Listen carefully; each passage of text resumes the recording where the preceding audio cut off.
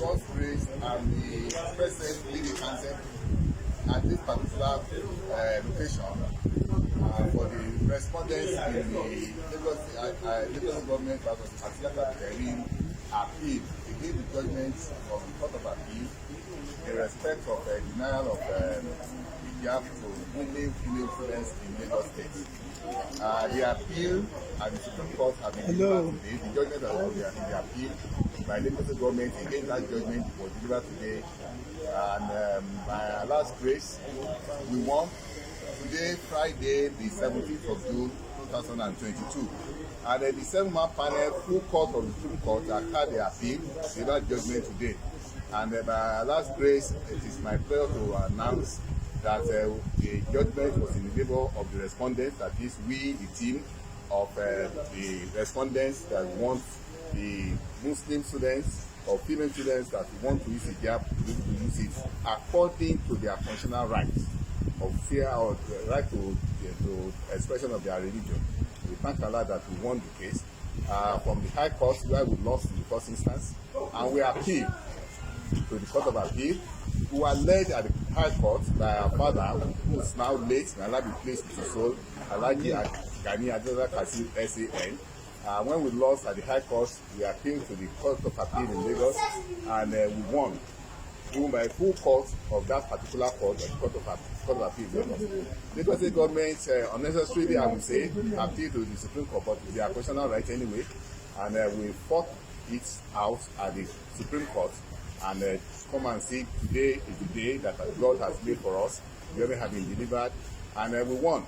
And I must say that yes, there is a decent judgment by two justices of the Supreme Court, but we won by 5-2, and that is sounding enough. And that's the judgment of the court. The judge's judgment is that female students who are willing to use hijab on their school uniform in Lagos State can now continue to use hijab. That's the constitutional right, and they can exercise it. I would wish to tell the Lagos State government that they should, as a very responsible government, start to implement the judgment immediately.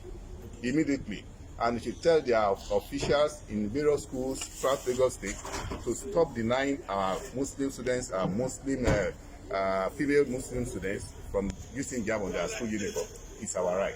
What message do you have for other states where such discrimination, intimidation, harassment of Muslim female Thank you for that. are going on? Thank you for that. With this judgment? With this judgment, I think other states will follow suit. They should not wait to be dragged to the court, because it will be very shameful. Now, the Supreme Court judgment is overbearing sufficiently. It's an institution on its own.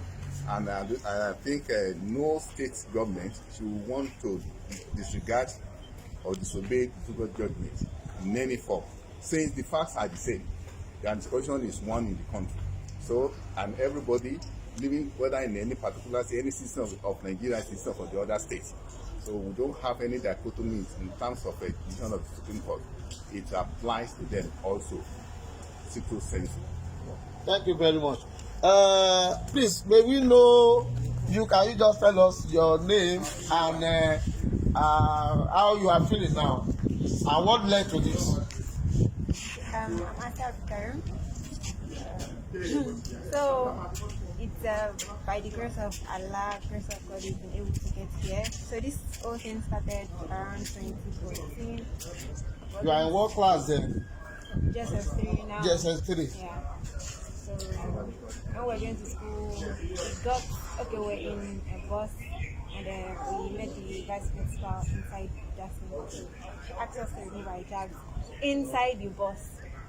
So then the vice principal asked you to do what? Remove our hijab inside the bus. Those of you who are students? Yes, we're two. Okay. Me and my friend, we're going to school together. So from there, so when we got down, she now saw that we already put it on back. And she was already going to the front, and she looked back. She saw that we already put it on. When we got to school, she was like, "Yeah, disobedient children, I told you to remove it, don't remove it," something like that. Because that was before getting to school. We had not gotten to school at all. So getting to school, you know that yes, we don't use that. Now, and when I got home, I told my daddy, then the whole thing started. I had to call Mo and everybody. So that was how the whole thing started. So today now, how are you feeling? Yeah, What class are you now? So 8 years down the line. Yes. I'm a 400 level. Well, because of ASU, forget that one. So I'm supposed to be a final year. You are supposed to be 600 level. Yeah, you are still 400 level. You will get there, don't worry. Yeah, Shala Unilag. So okay. What course are you pursuing? Radiography. Okay. 400 level. So how do you feel now? And what's your message to other sisters out there? Yeah. So alhamdulillah, it was a victory, it was a win, like a very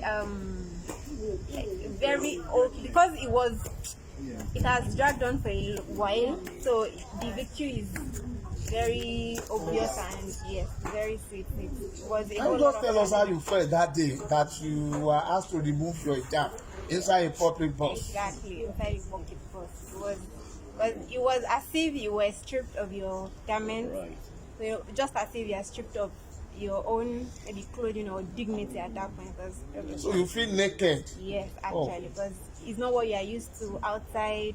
So that's how I felt. And alhamdulillah today is going to make others to want to do this, because it is something that it is not easy.